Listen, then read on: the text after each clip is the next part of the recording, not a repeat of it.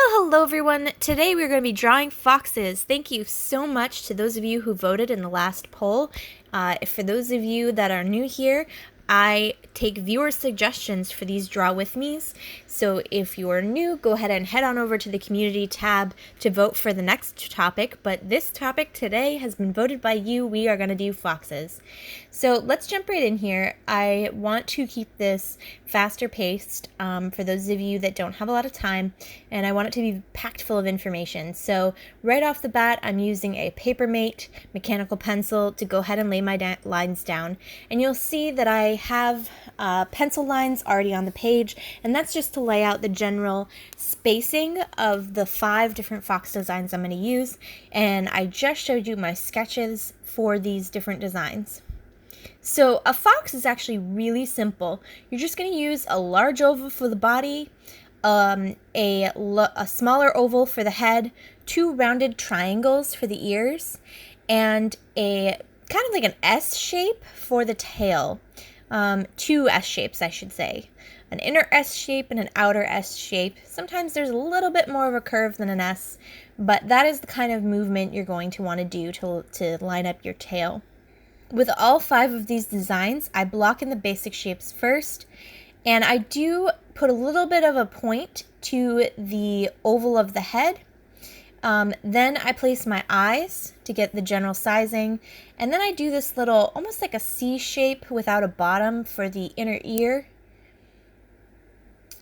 And I am also going to do the tip of the tails in pencil as well, so that I have a general idea of where I want the white to start. And you'll see as this video continues on, I don't stick to this line. For some of them I do, but for some of them I don't, because foxes don't have definitive white markings always. Some of them have different variations and blendings, and I'm going to show you some different variations in how you can color these foxes. So then once I've got the tail done, I'm just going to put in a little markings for the nose and for the eye pupils, very simple lines and circles.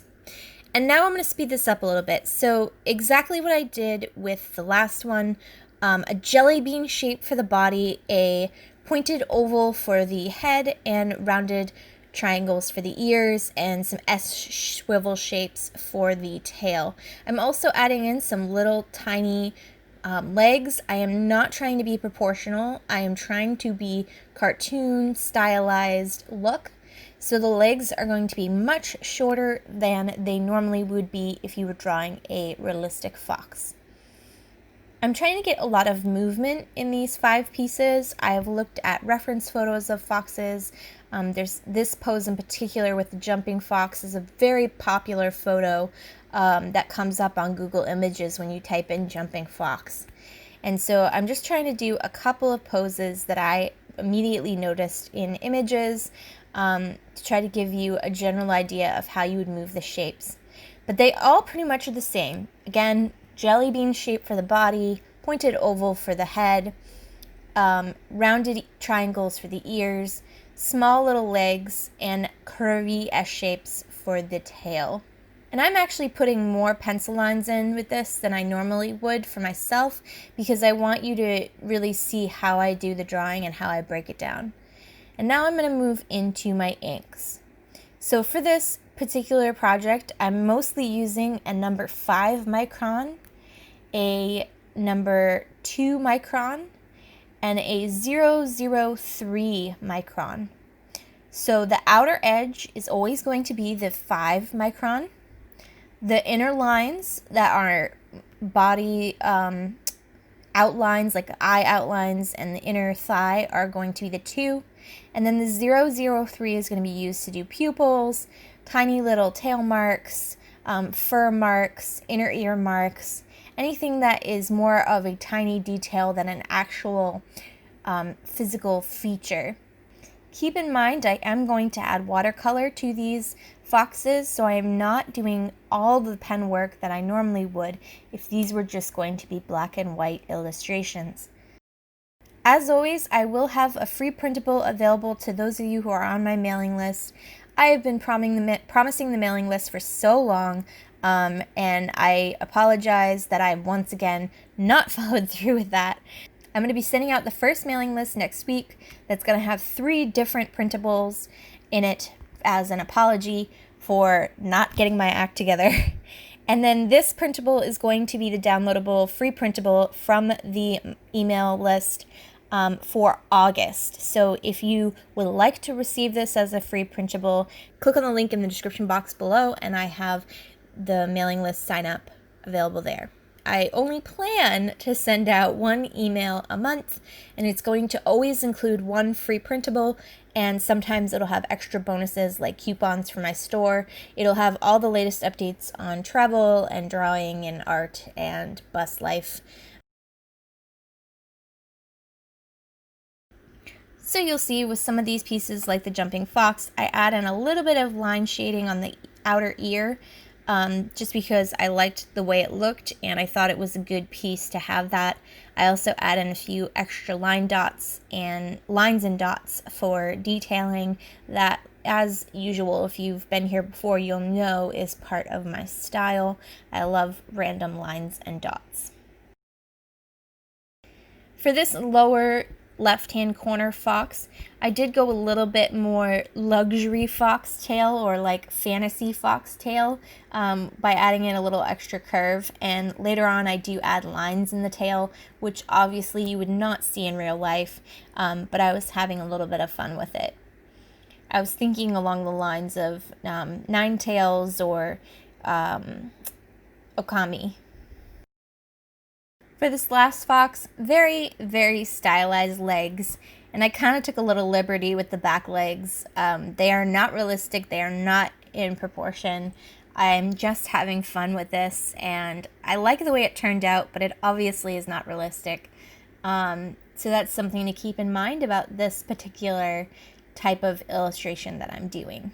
Now that I have finished all the inking, I'm going to, of course, give my ink time to dry, which you don't see in camera, and then I do take an eraser to it and erase all of my pencil lines before I lay down color.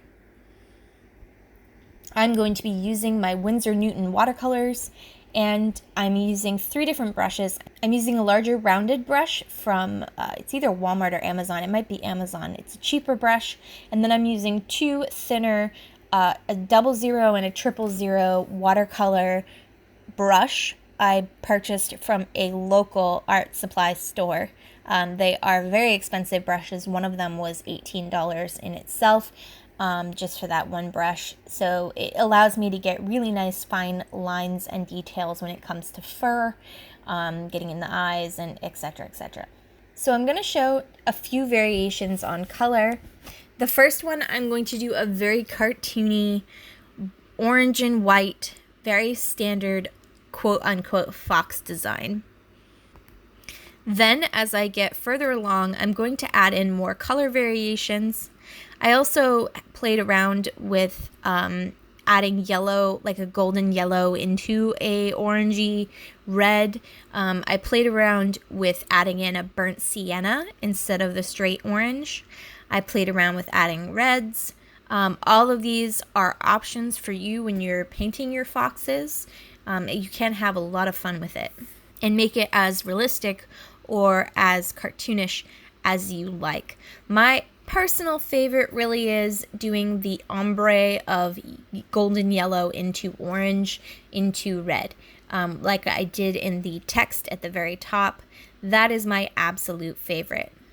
After laying down the basic color, I then go back in with either the same color with more pigment on the brush, so it makes a darker line, a more saturated line, or I use a darker color to then add in fur details or shading, anything that needs to be done on these.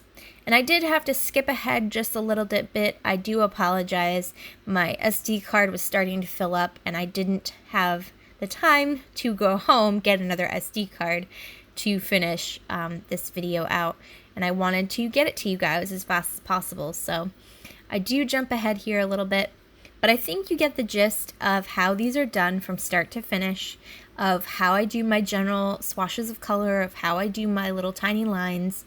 All of those are very standard, as the same as a lot of my other videos, although I would say that if I was to do all of them 100% in one style, it would be the gold to orange to red style, because that is definitely my favorite.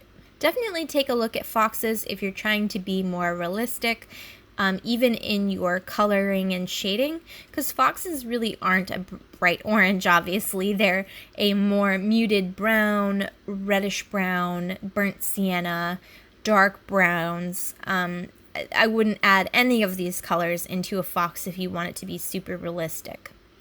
And for this second fox, I definitely did add in a lot more browns, the darker browns and things like that for the legs and the feet, because that's what foxes have. And also, foxes are different. Like, sometimes they'll have all 4 legs dark brown, and sometimes they'll just have the back legs dark brown. So I did both variations. And you can see here, these are the finished 5 foxes. And so, as I said, these will be available as a free printable for the month of August if you're signed up for my mailing list, which will mail out on the 2nd week of August. Or if you sign up during the month of August, you'll get a welcome email with this printable. I hope this video was helpful to you. If it was, please do give it a like. If you haven't already, consider subscribing, and leave me comments in the comment box below on what you liked about this video, what you didn't like.